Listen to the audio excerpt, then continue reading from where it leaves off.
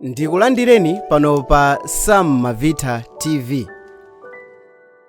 Masiku apitawa anthu ku Malawi ankakondwerera Mother's Day, ndipo dziko lonse lapansi pafupifupi maiko ochuluka amakondwerera Mother's Day koma masiku osiyanasiyana. Ndi chifukwa chani anthu onse amakondwerera Mother's Day pamene kagulu kena ka anthu ochepa azikhulupiriro komanso azipembedzo ena sagwirizana ndi Mother's Day? Nthawi ino ndikufuna ndikupasireni history ya Mother's Day. Ndi chifukwa chani anthu amakondwerera Mother's Day, zinayamba liti?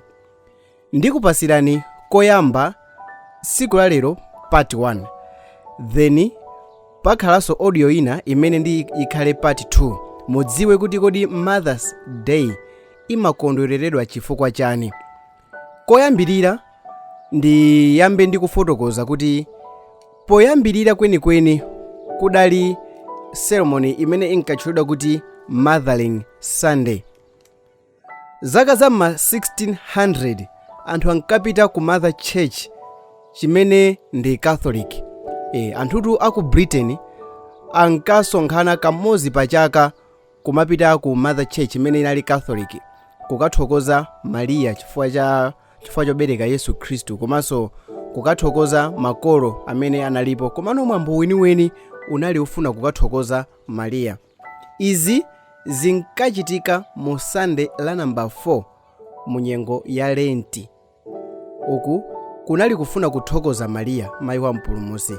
Koma pamene anayamba kukula nkumatalikira chechi chawo nkumapita ku zintchito motere, ziko lonse la kuziko kumeneko ku Britain adakhazikisa lamulo loti aliyense azipasidwa holiday kuntchito kwake pa chaka kamodzi kuti azipita pa khomo azikaona makolo wake komanso azikapembeza ku chechi chimene chili mtawuni mwawo imene idali ngati Mother Church.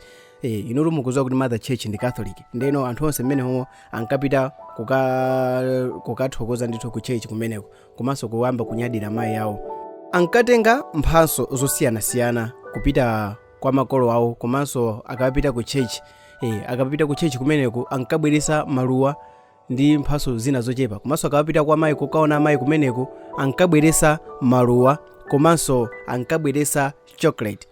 Mwachisanzo mu nkhondo yachiwiri ya dziko lonse lapansi, asilikali amene adali aku America amene ankamenya mbali imodzi ya Britain, andali mbali imodzi ya Britain, siku la Mothering Sunday adapita kukacheza ndi makolo aku Britain.